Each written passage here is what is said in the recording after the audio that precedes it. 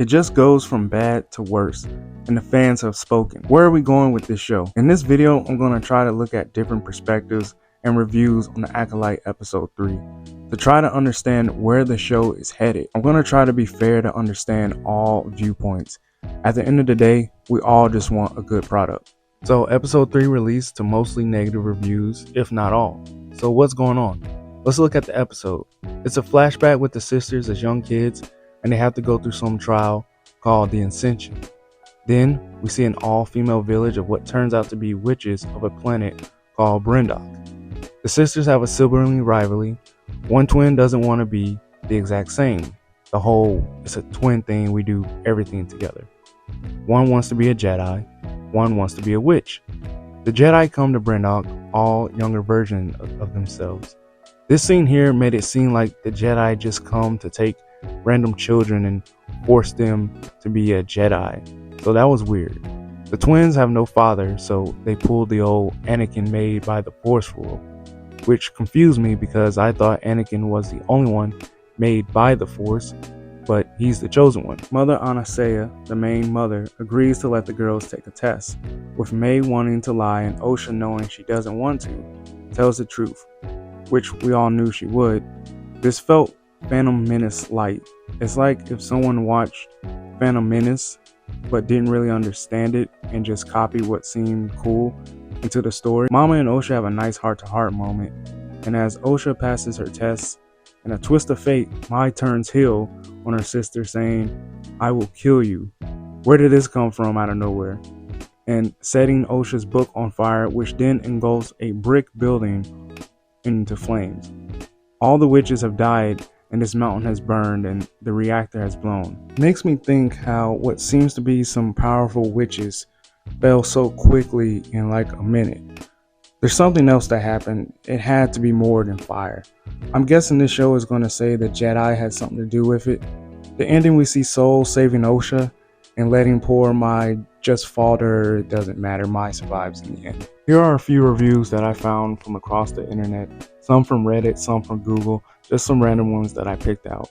This first one says, "Here's my honest, spoiler-free review. A little slow, but some awful choreography and intriguing mystery at the core. We'll watch with great interest to see where it goes. Can't judge if it's good or not until I see where it ends."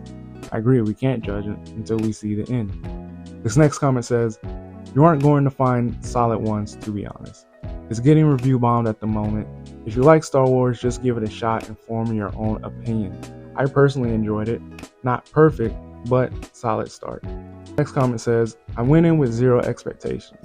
Only watched the first trailer and I liked the first 2 episodes. Give it a go. It's not Andor, but it's not as bad as some of the other recent shows." This next one, I think I got it from Forbes. I just have a little small snippet of it. "At the time of this writing, the Rotten Tomatoes critic score for The Acolyte is a respectable 84%, while its audience score is an abysmal 16%. Without delving into spoilers, there are Star Wars fans who are not happy about some of the creative choices in the show, feeling as though it doesn't fit with the rest of the Star Wars canon. Others are not impressed with the show's quality and are unhappy at the direction of the Star Wars franchise has been going in general. There are also some people who are upset that the show focuses on female characters and has a diverse cast." So what's going on? Why is there an uproar? Well, even from a casual point of view, this episode was just boring. Maybe the flashback needed to be shorter, or just the writing is too weak to keep people's attention. My opinion, one of the biggest mistakes was all the interviews before the show came out from Kathleen Kennedy and Leslie Headland, where as the director she has that control. It just seems like it's a fan who played Knights of the Old Republic and may have watched the prequels and sequels, was given a chance to make their own show but didn't understand the lore or backstory, and taking inspiration from other media and mashed it into a story. The killing of the Jedi reminds me of the Knights of the Old Republic. The twins being born is like Anakin. The Master and Apprentice is like Ahsoka.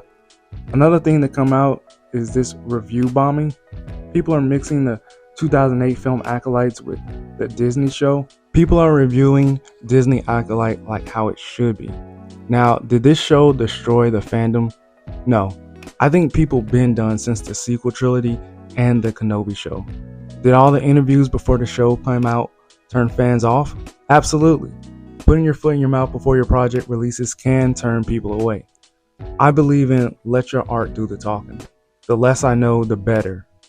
IMDb shows 3.6 critics and a 1.5 for audience. Recently, there are some 5-star reviews and 4-star reviews. It's just overwhelmingly negative from audience overall. We all have opinions and can speak our minds. For me, I have to keep watching the show to get a better idea of what the plan was. I understand the more devoted fan base. I'm not too deep in the books, and if I want to learn more lore, I just search it up. For a more casual viewer, keep watching until the end. It's not a great show, like not non-stop action, but it's still early in the series to give it a final verdict. But like Marvel, people are done with the pushing out of weak projects and not taking the time, not listening to the fans. And even the original Kenobi script was going to be awesome, but it was changed. We speak our minds. It's just better to keep it respectful, in my opinion. So that's episode 3 and reactions. I'll be ready for episode 4. This for me is the crucial episodes. Let's see where the story takes us. Thank you for taking the time to listen. See you in the next one.